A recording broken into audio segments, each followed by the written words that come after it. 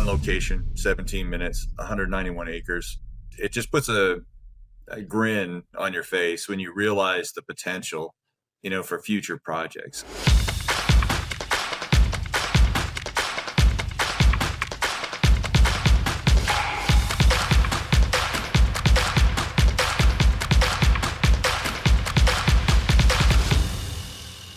For over 5 years, ROCK Robotic has partnered with over 1,000 clients worldwide, completing over 30,000 jobs from quick turnarounds to the most complex projects. We specialize in aerial and drone LiDAR hardware and software backed by our ROCK Pro Services team, processing over 1 million acres of data with expert QC/QA for precise, high-quality results. Based in the US, our industry-leading customer success team works as an extension of your crew, hands-on from the first flight to final deliverable. No matter the scale or challenge, we're by your side, ensuring you capture the exact data you need to succeed.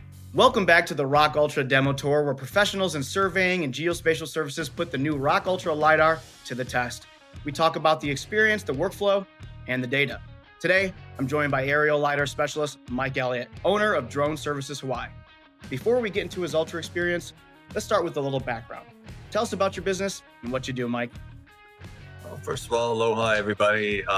We've been out and operating in Hawaii for about 13 years.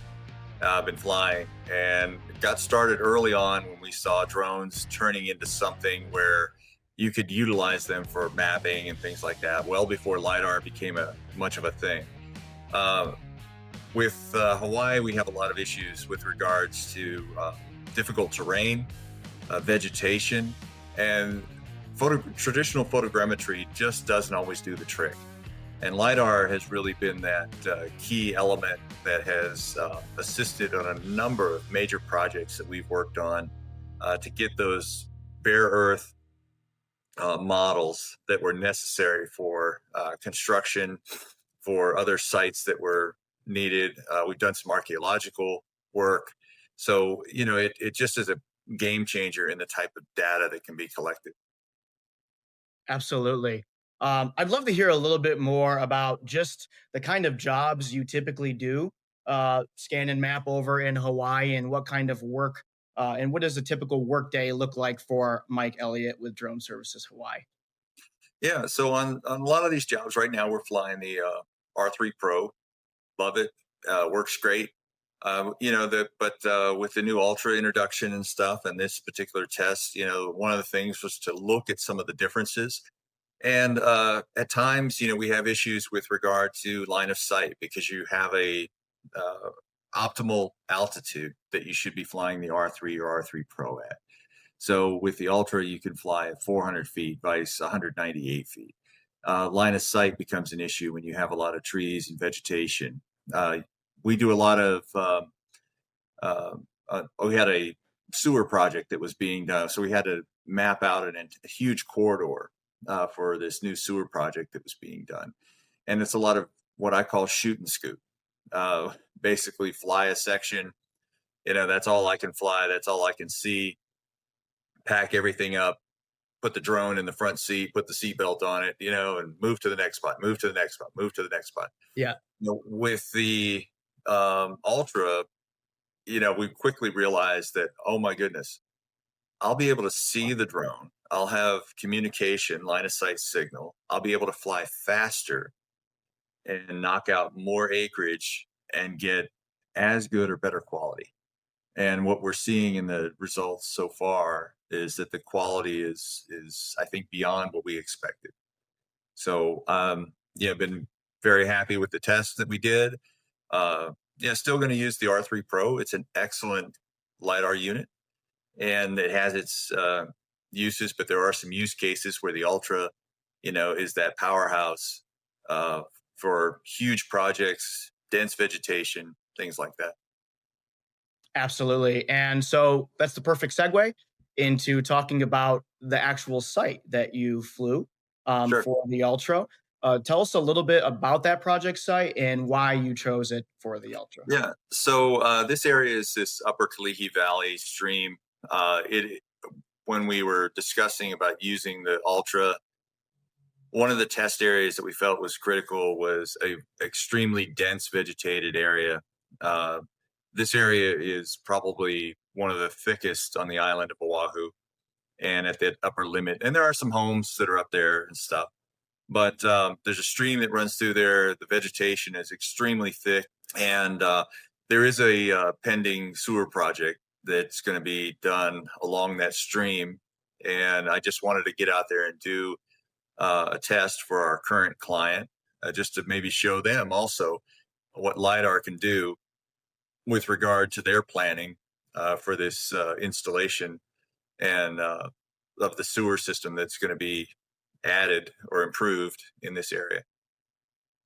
So it's about 191 acres, I think, that I flew, and I also wanted to fly this as rough and crudely as possible. So I did the flight plan on site. I flew manual figure eights. I was thinking, well, how is somebody going to use this at the most,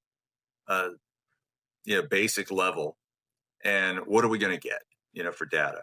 And so I was keeping my fingers crossed, and was rather impressed with what we were able to see. Yes, we're impressed over here too. And I know that considering that this is such dense vegetation, that the 7 return system of the Rock Ultra definitely comes in handy there. Could you speak a little bit about the 7 return system and how that affected the performance of the LiDAR in the scan? Yeah, definitely. Traditionally right now with the R3 Pro, we have a dual return system, which works well. But when you have extremely dense vegetation, having 7 returns is going to help ensure that penetration down to the ground and build a better surface model for your projects and stuff. It just is tremendous to see how this turned out, and you can see in that upper area above the stream along the mountains there. I was not expecting to see that with that level of clarity. I thought I was going to see a lot more polygons in areas that were just kind of assumed to be the surface area, but the 7 returns provided a much more robust surface model than that I was expecting. This surface model, I've seen a lot in my days here with ROCK Robotic, is one of the most detailed surface models that I have seen. And that's amazing to see with all that dense vegetation that you see in the full point cloud, and being able to see how it really got through down to the ground is honestly amazing. This is the perfect time to also mention Mike is speaking in reference to some of our other LiDAR units, the R3 Pro. Mike is our sales representative here at ROCK Robotic. And this is good for a lot of reasons, but specifically because if you do end up on a sales call with Mike about the ROCK Ultra, he has hands on with the LiDAR device. Not only that, but he runs a business much like yours. So you are dealing with actual LiDAR professional experts, not just some random salesperson. Mike knows his stuff.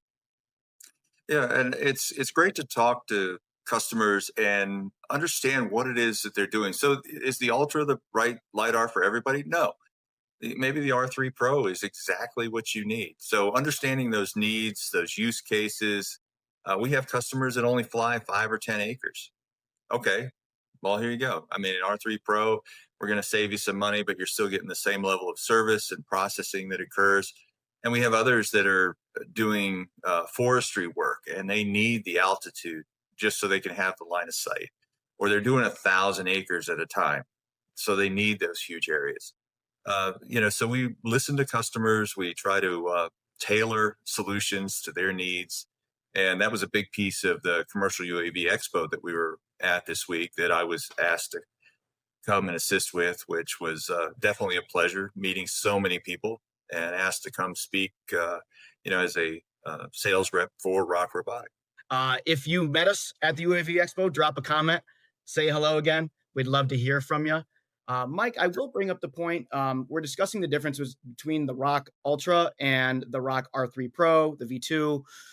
You mentioned earlier there is a maximum altitude for the R3 Pro system versus the 400 feet AGL that you can fly the Ultra at. What is the R3 Pro maximum? Speak a little bit about the differences between the altitude and how you can fly the Ultra versus the R3. Yeah.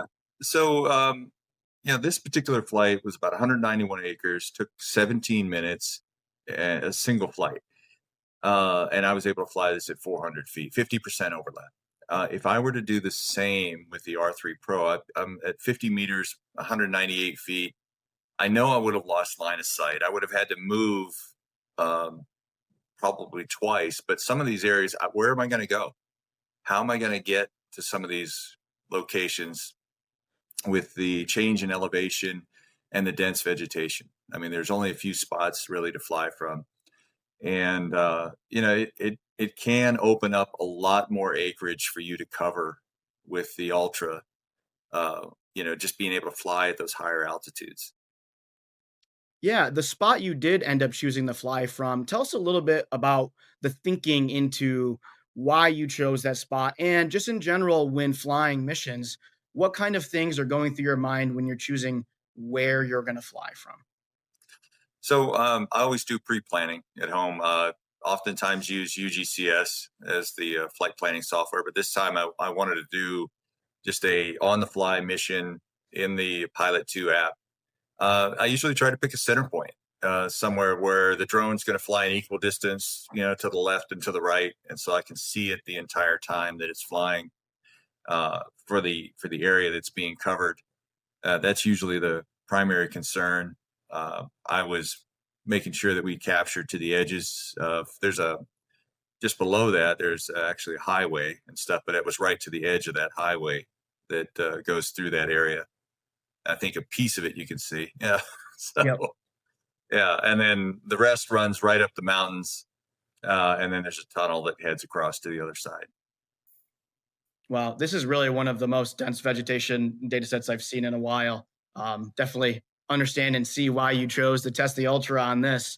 Um, Speaking of which, what was it like flying the Rock Ultra? Just talk about it in general. Yeah. So, simplicity of mounting it, firing it up. You have the same type of mount for the DJI products, and we have the universal mount if you have another type of drone that can be utilized. But the GNSS antenna just mounts right up on there. You fire it up. You run through the startup sequence and the shutdown sequence. And one thing I will mention is that you need to follow those very closely so that you record the data at the very end of the flight. It took a little bit longer than I thought while it was flashing. Initially, I did one flight and realized that the data wasn't captured because I shut it down a little too soon.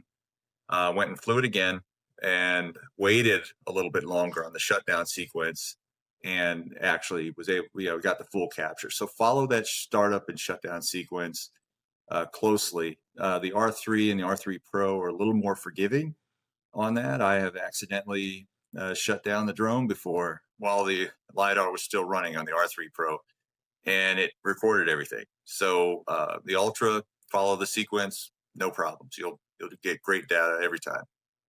Pro tip. We appreciate that, Mike. Speaking a little bit more about the ability to fly it high, 400 feet in the air. Mike, what kind of confidence does this lead to you? What does it feel like flying that high? Speak about your experience being able to put the drone and the LiDAR up that high in the sky. Well, yeah, in places where you've got, tall trees, we had a customer the other day that was talking to us. They're doing forestry work up in Northern California in redwoods, and they've got trees that are over 200 feet tall. So, having the Ultra for them is going to be a game changer because they've avoided LiDAR because of the low altitude requirements. Yeah, so they just know that it's not going to work for them trying to fly an extra 100 feet or more above those trees. So 400 feet, they give them a level of confidence for the canopy that they're flying over and still getting the penetration with the range that the unit has and the 7 returns. Absolutely. You hear that, everyone? No need to worry anymore about LiDAR and having to fly it low. With the Rock Ultra, you can fly it high. Solved. Everyone sign up to buy one. Thanks for elaborating on that, Mike. I find that to be one of the most interesting things about the Ultra, and being able to get it up that high and still capture the same quality of LiDAR data as you would if you were to fly it low. So we're not compromising on the quality of data. Speaking of which, what stood out to you most about the point cloud or the data from this flight? Well, even on the day that I flew, it was a cloudy day. I thought the imagery was going to be a little dark. And when I saw the colorized point cloud and how bright and brilliant it was, I was very impressed with the colorization that we got, the surface model, that was created from that. And there's a temple that is in that parking lot area that I was flying from. And I know that in speaking with Jamie, there was a statue that was right there in the middle. No intent that we were trying to capture anything of great detail with this temple, but she pointed that out as to how detailed it was, even from that altitude, as we were looking at some of the data with her and going over it prior to meeting today. Absolutely. Everyone, meet Jamie. Jamie Lackner is our pro services manager. She helps you QC and QA your data and make sure that you get the exact deliverables that you need. Welcome, Jamie. How are you doing? I'm doing wonderful today. Thank you so much for letting me come and talk about this data set. It was really exciting to kind of take in and dive and see all the different pieces in this Hawaiian Valley. Absolutely. I figured I'd bring you on to the stage here so you can talk about some of the things that you thought were very interesting. What kind of features or ground detail was Mike able to capture? And what are you seeing from this data? What's your professional opinion? I think the rooftops really stood out to me against the stark vegetation. That was really surprising. I think that was something to really show just how packed into this valley folks are, but also how much detail we can get out even at high altitudes and fast speeds. The International Zen Center of Hawaii that we kind of looked at, which we did some research after pointing it out because I was like, those are not normal statues. That was really exciting to see that we capture that with such great detail. But really, kind of going back to what Mike was saying, I was initially just like, okay, we'll see what we can get, underneath this vegetation. It is so dense. And then being able to go and get a surface model like this out of it. And granted, you can also see like the building footprints. That's a feature of like the Rock Surveyor classification we did on this project. But the foothills and the mountains adjacent to that river is just breathtaking to me because when you have those 7 returns, you really do make every single one of them count and get stuff like this.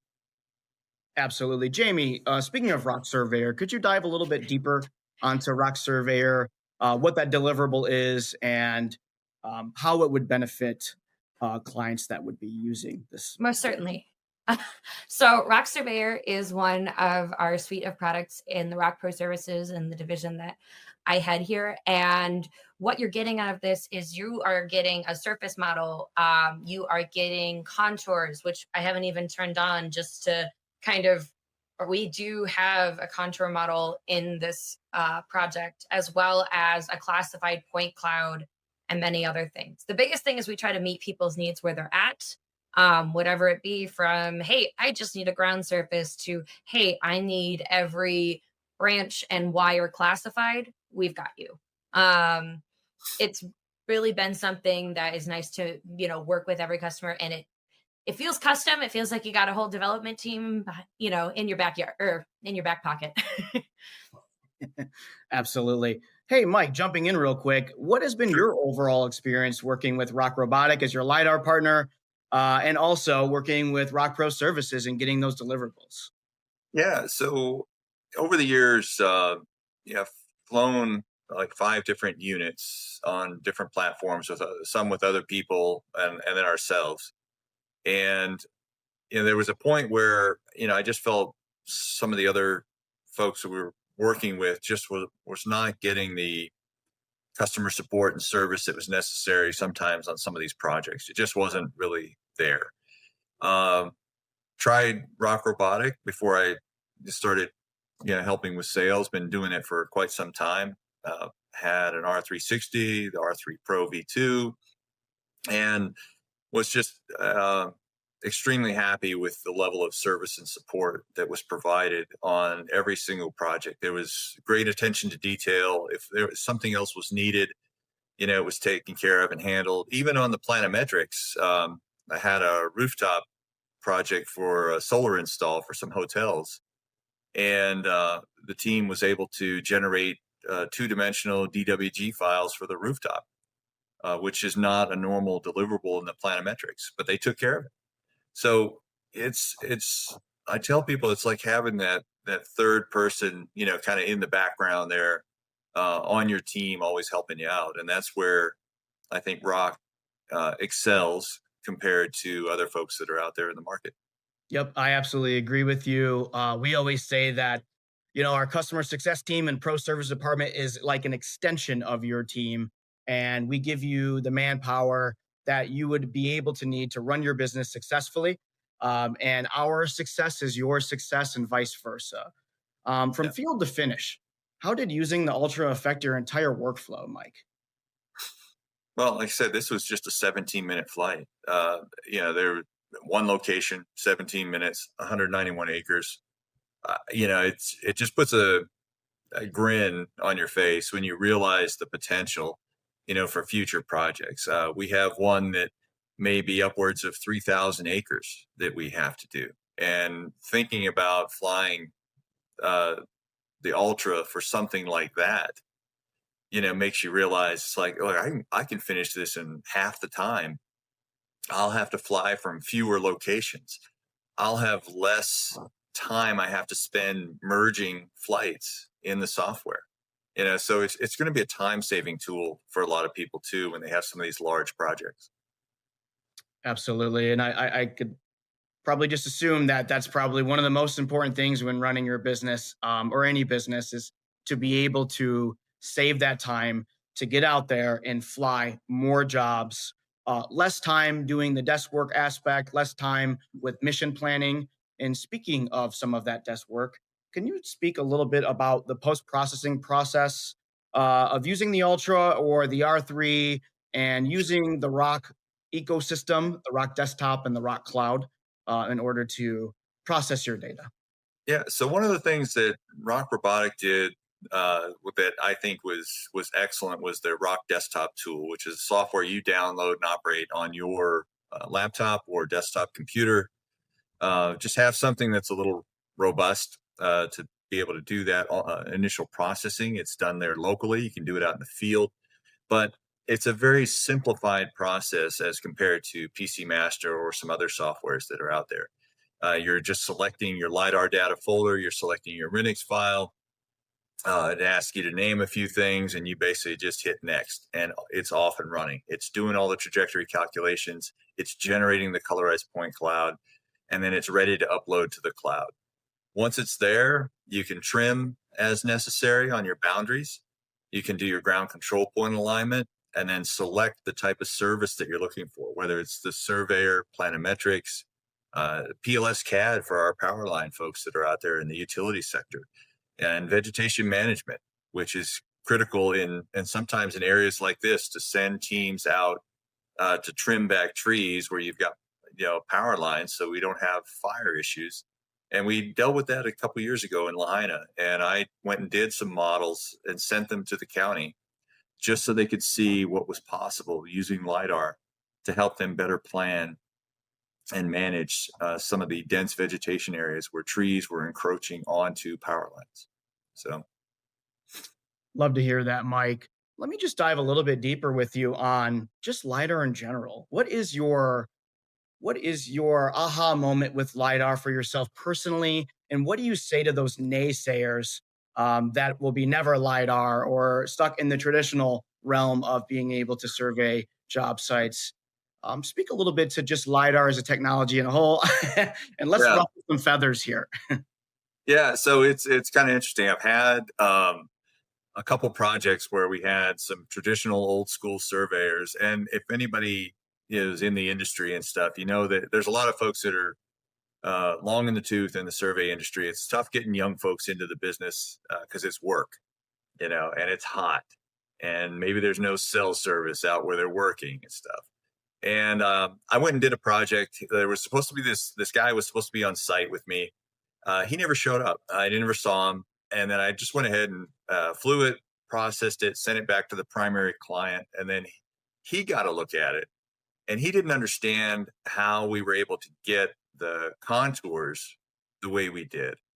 And we talked for a little while. And at first, he was kind of reluctant.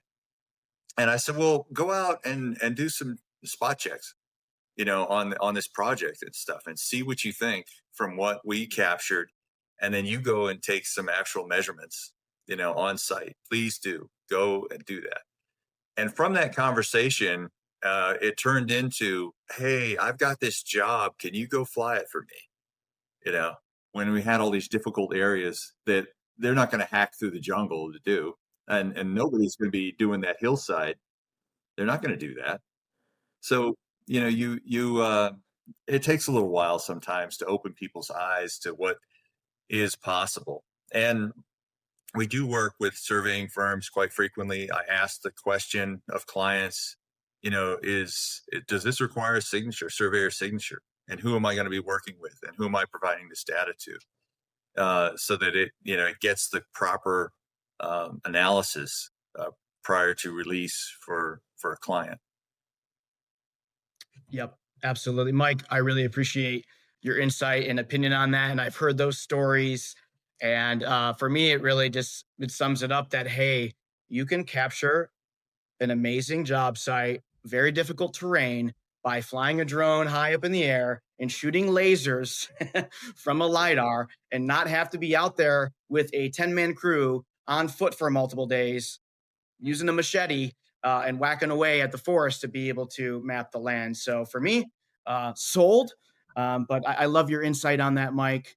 We'll say, if you had to sum up your ROCK Ultra experience in one statement or phrase, what would it be? It's cool. I mean, it just really a game changer, for this industry. And with the price point that this unit is at, the service that's provided by ROCK, and the team that is behind the scenes supporting you, it's a great deal. And you're going to get a lot of work done, and you're going to get a lot of great deliverables. Awesome, Mike. Really appreciate that. Thank you. Is there anything else you'd like to add? Would you like to do a little plug for your business here? Tell us a little bit about Drone Services Hawaii, a little bit more, and if anyone wants to reach out to you. We operate on all islands. We have done jobs on every island except Niihau and Koalave. And if you live there, you know why. So Koalave, there was a bombing range at one time. We have a potential contract out there, but haven't executed yet. And Niihau is off the coast of Kauai. It is Native Hawaiian only by invite. But we have done jobs on every single island. And we had a month about a year ago, and I think we were traveling 28 out of 31 days, just bouncing between islands and stuff, just doing jobs and everything. Yep. So we've got the gear, we've got the experience, and then we've got the team with ROCK, in the background to assist us with anything that we need. And, if you have something, give us a shout and be glad to come out and do it for you. All right, ladies and gentlemen, this is the ROCK Ultra Demo Tour. Be sure to check in next week and the week after. We will be doing new case studies, new data with the ROCK Ultra week after week after week, and we hope to see you there. Thank you, Mike. Thanks, Vince.